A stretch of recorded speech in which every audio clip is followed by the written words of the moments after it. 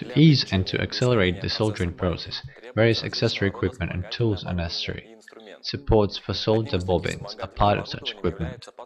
We shall consider ST-51 and ST-52 supports produced under the Japanese brand name Good as examples. The major difference between these supports is that the ST-51 support is designed for one solder bobbin, not heavier than 1 kg, while the ST-52 support for two bobbins of up to 1 kg each. The spool axis diameter is 16 mm.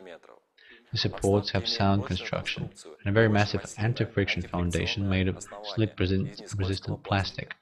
The weight of the ST-51 support is 620 grams, that of the ST-52 is 870 grams. Special guide ring is designed to prevent the solder alloy from tangling, thus these supports are convenient to work with as one can cut the necessary amount of the alloy and to pull it directly to the soldering point. Another part of the construction worth mentioning is a convenient shaft for moving the support. Thus, this simple-looking but a very convenient and necessary appliance requires very little additional place on the work table, and you can always be sure that the solder bobbin will not disappear, and that the solder alloy will not entangle as it often happens.